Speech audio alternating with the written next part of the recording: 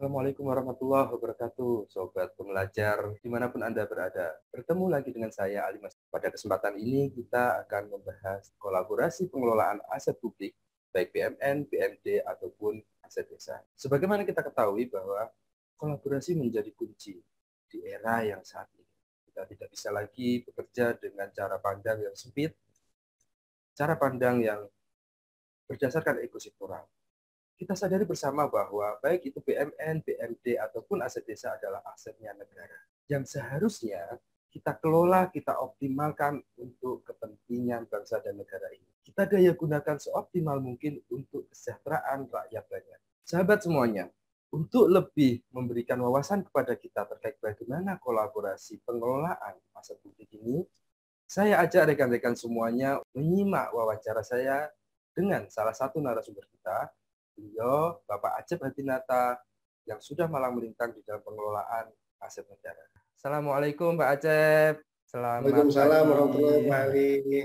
Baik Bapak, ini Bapak ada beberapa pertanyaan ini yang selama ini kan kita mengetahui bahwa di pengelolaan aset publik khususnya yang dimiliki negara ya Bapak, yang dikuasai negara, BMN, kemudian ada BMD, kemudian ada juga aset desa. Nah di dalam pengelolaannya ini kan beberapa regulasinya berbeda Bapak. Misalkan kalau BMN, BMD mungkin PP-nya sama, tapi regulasi di bawahnya mungkin sedikit berbeda karena kewenangannya berbeda di pengelolaannya. Kemudian di aset desa malah berbeda, padahal ini sama-sama asetnya negara. Nah sekarang bagaimana sih Pak ini? Apakah memungkinkan Pak antara BMN, BMD, ataupun aset desa ini dilakukan kolaborasi di dalam pengelolaannya sehingga akan memberikan kontribusi yang lebih dalam mendorong kesejahteraan masyarakat. Betul sekali Pak Ali. Pada prinsipnya sebetulnya manajemen aset negara, daerah maupun desa pada prinsipnya sama ya, dengan menggunakan PP yang sama. Kalau kita bicara kolaborasi, tentu kolaborasi kita harapkan bisa dilakukan ya, karena ini kan dengan mekanisme yang sama, dengan barang yang kira-kira mirip atau hampir sama, itu bisa dilaksanakan.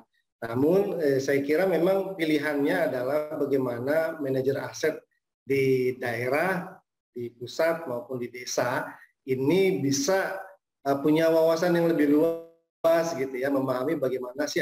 Jadi kolaborasi yang pernah saya lakukan misalnya ketika di Jawa Barat, kami dengan BPKAD provinsi itu punya punya kebutuhan, saling menukar informasi ya, kebutuhan Pemprov itu seperti apa, lalu kami punya aset seperti apa, kami kolaborasikan, kami pertemukan. Jadi kami mempertemukan kebutuhan Pemprov dan ketersediaan aset kami. Jangan lupa pemerintah pusat dan ini manajer aset negara itu punya bukan hanya barang negara yang dari APBN, tapi juga ada dari perolehan lain yang sah. Di antaranya dari aset-aset BLBI ya. Ex-BLBI ini kan banyak sekali di Jawa Barat, hampir 804 aset yang dikuasai dan itu tersebar di seluruh Jawa Barat. Saya pikir di tempat yang lain juga sama. Nah, ini bisa kita kolaborasikan apakah misalnya pemerintah daerah memerlukan, pun demikian desa juga bisa. Yang menarik misalnya, contoh di Bali, di Denpasar, ada aset daerah, aset pemerintah pusat ya, ini yang dipinjam pakaikan kepada pemerintah daerah, dan pemerintah daerah ternyata menyediakan untuk gerai UMKM bekerja sama dengan Bea Cukai, betul, dan dalam UMKM tersebut diajari oleh Bea Cukai bagaimana mengekspor. Wow, gitu ya, ini luar biasa gitu, dengan aset betul luar biasa. Barang negara betul dimanfaatkan oleh daerah, jadi gerainya UMKM, dan Bea Cukai juga membina untuk UMKM tersebut bisa orientasi ekspor. Bayangkan bila hal ini juga bisa di copy paste ya oleh daerah dengan meminjamkan kepada desa. Ini akan menjadi hal yang luar biasa. Di Lampung itu ada barang negara yang akhirnya bisa digunakan sebagai fasilitas PLTS, pembangkit listrik tenaga surya. Betul. Dan ini sedang dikerjasamakan, dan untuk memberikan manfaat lebih kepada masyarakat sekitar dan tentunya pendidikan, maka PLTS ini menggandeng universitas tempat untuk belajar secara real, secara langsung di lapangan bagaimana sih membuat pembangkit listrik tenaga surya. Gitu ya. Ini dari aset negara yang memang idle sebagian dan digunakan untuk PLTS, dikerjasamakan dengan swasta, dan swasta kita menggandeng juga universitas sebagai input ya ketika mereka memerlukan inovasi ya, SDM, kesinambungan pengelola di kemudian hari, mereka membangun universitas. 3 universitas diajak untuk bekerja sama belajar langsung tentang bagaimana membuat PLTS. Saya kira banyak sekali yang bisa dikembangkan dari pengelolaan manajemen, baik itu aset negara, aset daerah, maupun aset desa. Wow, luar biasa ini Pak. Oke, sudah tergambar sih Pak sebenarnya bagaimana ke depan ya ini potensi pemanfaatan, kemudian nanti impact dan dampaknya kepada masyarakat ya Pak ya. Kalau ke depan di seluruh Nusantara, di seluruh Indonesia gitu, antara pemerintah pusat, pemerintah daerah, dan desa mungkin bisa melakukan kolaborasi di banyak aset publik yang mungkin masih idle, dikelola bareng-bareng, kita membuka diri, mulai menghilangkan silo-silo pemikiran. Menurut Pak Acep, ke depan seperti apa sih Pak impact-nya ini kepada kesejahteraan masyarakat?